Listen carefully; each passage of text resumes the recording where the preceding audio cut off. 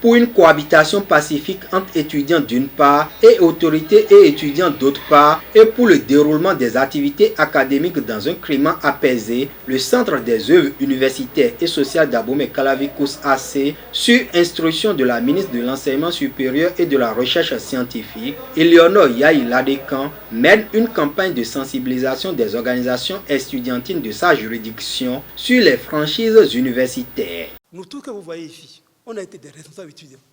Et j'ai dit, la réussite de mandat ne se détermine pas à travers le nombre de mois faits, le nombre de grèves faites, mais à travers le nombre de négociations réussies. Nous sommes d'accord? Nous sommes universitaires. Tout ce qu'on fait, ça doit être élégant. Et si on vient là, on doit savoir que la démarche scientifique a été utilisée. Nous sommes d'accord. Donc ça veut dire que nous ne devons pas nous comporter comme des badauds. Nous ne devons pas nous comporter comme des délinquants. Madame la ministre a donné les directives, les orientations nécessaires pour pacifier toutes nos universités. Hier soir, elle m'avait reçu et elle a donné les orientations nécessaires pour que ça puisse se passer dans de bonnes conditions. Mardi 25 avril 2023, au lendemain de cette rencontre, la direction du COUS-AC lance la campagne au centre universitaire de Sakété. Dr Edouard Tchiakpe, un ancien responsable étudiant de la fin des années 90, est sollicité pour aider ses jeunes frères à avoir une meilleure compréhension de la notion des franchises universitaires et à mieux cerner ses contours. En réalité, vous péchez par ignorance et le terme ignorance n'est pas faible. Je voudrais vous confesser ici que pendant que j'étais étudiant, pendant que je présidais aux destinées de la Fédération nationale des étudiants du Bénin, je baignais quelque peu dans cette ignorance-là. Parce que bien souvent, nous nous contentons donc de mobiliser les franchises universitaires dans notre démarche pour expliquer tous les mouvements de contestation que nous faisons. Mais c'est quoi les franchises universitaires? Je ne voudrais pas citer de nom ici pour préparer la présente communication.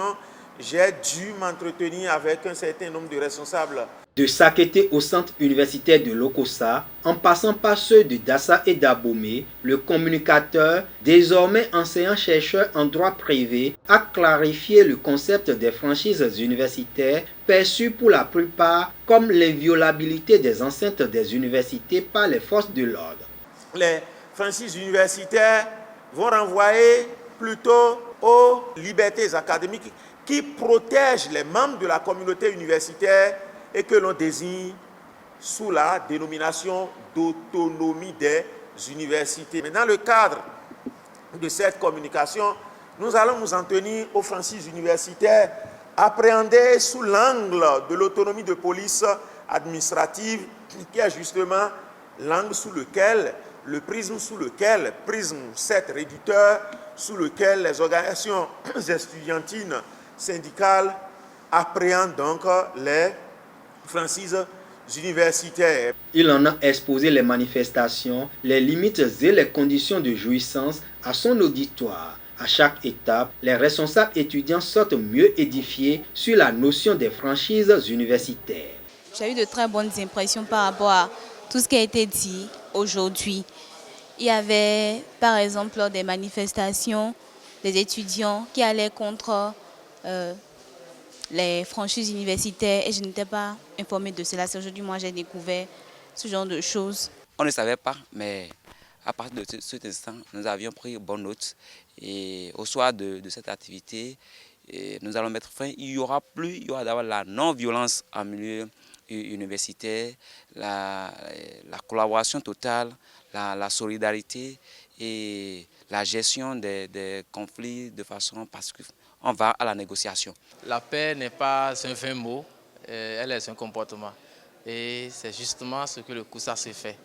Parce qu'on a hérité autre chose des aînés, mais il faut que nous aussi, nous nous adaptons à la réalité actuelle des choses. Tout ce qui concerne les organisations estudiantines, nous sommes en train de comprendre à travers cette sensibilisation qu'on n'est pas une force d'opposition, mais on est une force de proposition, de solutions pour quand même la paix, la quiétude et la satisfaction de toute la couche estudiantine. À l'UNA et à l'UNESTIM, les autorités reconnaissent l'opportunité de cette campagne. Il est aussi important de faire d'autres choses d'écouter d'autres choses, de se faire former dans d'autres domaines pour tenter d'être un homme complet. C'est en cela que je remercie infiniment le COUSAC pour ces différentes actions qu'il effectue à l'endroit des étudiants, mais aussi à l'endroit du monde universitaire.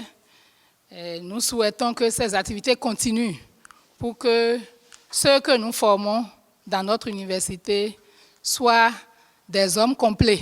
Vraiment, je remercie Madame la ministre pour cette initiative. Et puis, nous aussi, on va emboîter le pas pour faire quelque chose aussi dans ce sens, pour que ça soit, pour pérenniser l'action. Après les campus de l'UNA et de l'UNESTIM, la campagne va gagner le premier haut lieu du savoir, le campus d'Abomey-Calavi, le 2 mai 2023.